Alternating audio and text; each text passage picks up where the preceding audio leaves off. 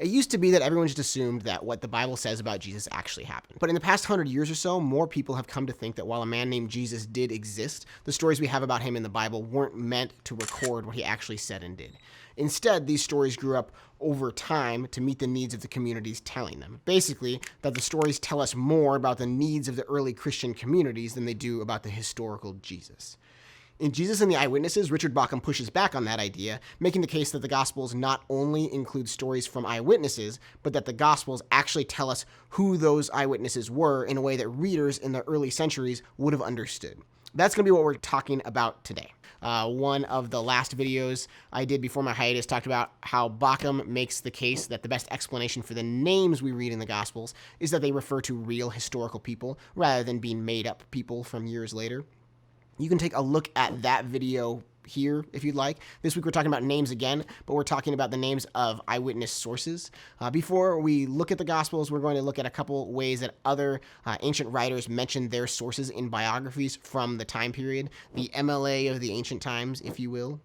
First, we're going to look at Plutarch's biography of Julius Caesar, just to refresh your memory on Julius Caesar in case it's been a year or 10 since high school history class. Julius Caesar lived in the 1st century BC, just a few decades before Jesus was born. It's like the difference in time between me and Franklin Roosevelt. He was a Roman citizen and senator and an incredibly successful general who played a big part in the transition from Rome being a republic to an empire. In this particular moment in history, he's just finished fighting the Gallic Wars and was camped out with his army north of the river, the Rubicon, and it was illegal for any armies to get closer to Rome than the Rubicon. Rome ordered Caesar to disband his army and for him to come to Rome. Caesar didn't think things were going to work out well for him if he obeyed, but crossing the Rubicon would be an act of civil war, so he's trying to decide what he's going to do. Apparently Julius neglected to take any selfies, and we couldn't find any good art of Caesar doing anything except getting stabbed in the back, so we're going to take some liberties here. After briefly chatting with his dinner guests, he, Caesar, got up and went away. Night was beginning to fall. He took a hired carriage and drove for a while along a different route, but then he turned off towards Ariminum, something like that. When he reached the river that forms the boundary between Cisalpine Gaul and the rest of Italy, the river's name is the Rubicon, the imminent danger made him pensive, and his head reeled with the enormity of the step he was taking. He slowed down and then came to a halt. Withdrawn and silent, he spent a long time mentally torn between the two alternatives, and even at this late stage, his intentions fluctuated wildly to and fro. And then spent an equally long time voicing his doubts to those of his friends who were with him, who included Asinius Pollio, with a tally of the troubles that their crossing of the river would initiate for the whole world, and with reflections on how the great tale of it would be their legacy to subsequent generations. Eventually, however, in a burst of intense emotion, as if thrusting aside rational considerations and abandoning himself to whatever the future held, he turned to the river, prefacing the crossing with the words spoken by people before embarking on hazardous and uncertain enterprises. "Let the die be cast." There were no further delays to his rapid advance. He attacked Ariminum, that's the word again, before daybreak and soon occupied it. And that's from the life of Julius Caesar. Caesar, I hardly know her. Oh my gosh. I don't know if you caught it on our way through, but there was just one named character in that whole passage besides Caesar, Asinius Pollio, who is a person and not a thing you need penicillin for. He doesn't actually do anything in the story at all, but this is a moment that Caesar doesn't include in his own autobiography, which begs the question, where is Plutarch getting this information?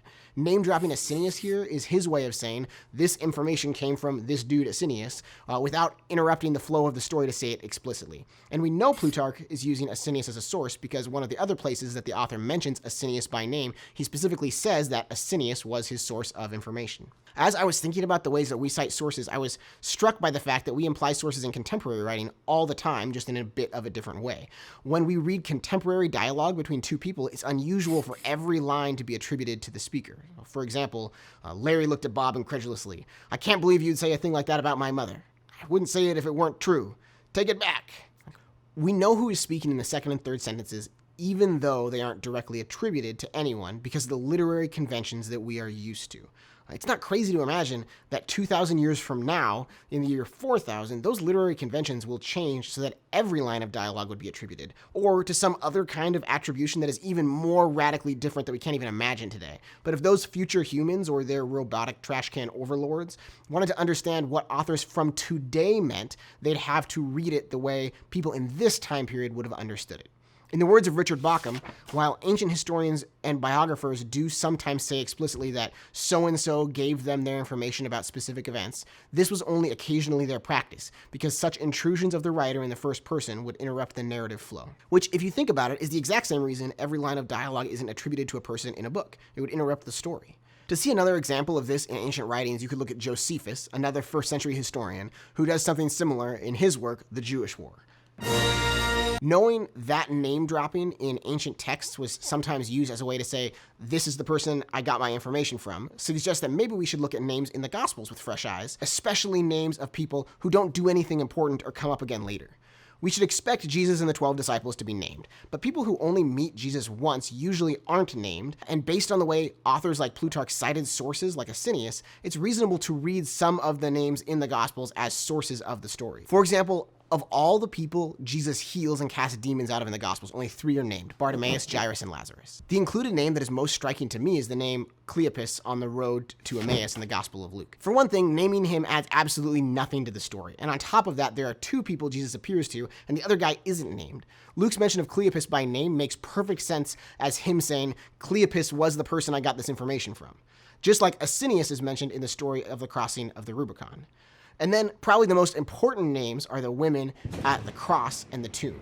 At this point in the story, when the disciples and crowds are no longer around, it's natural to wonder, where are the gospel writers getting their information? The gospel writers tell us by naming the women in the gospels, even when they aren't significant to the story at all. It's probably worth noting here that just because something is attributed to an eyewitness doesn't mean that what they're saying is necessarily true. Eyewitnesses can be wrong, either on purpose or accidentally. I'm reading a book right now that is talking about the reliability of eyewitnesses, and at the rate I've been releasing videos, you'll only have to wait about 5 years to see it. And while I'm making disclaimers, it's also worth noting that the Gospels could obviously be more explicit in their claiming eyewitness testimony. Not all ancient biographers were as vague as Plutarch is with Asinius. Luke does say that he based his writings on eyewitness sources, and the author of John claims to be an eyewitness himself, but even he isn't explicit about his identity, at least not in a way that is obvious 2,000 years later. Again, the big idea here is that when there are unimportant people named in the Gospels, it's reasonable to assume it's to tell readers that they were the sources of the stories, and that was consistent with other first-century literary practices. There's a lot more that I found fascinating about this whole thing, but it's too much to cover here. If you're interested, I would definitely recommend Baukham's book, which is linked in the description below, or if you have specific questions, you can ask in the comments and I'll do my best to answer. And of course, if you'd like more videos like this, subscribing and clicking the bell doodad will let you know when they're up, and liking and sharing this helps me out a bunch to get this in front of more people. Besides that, I'll catch you next time. Have a great day.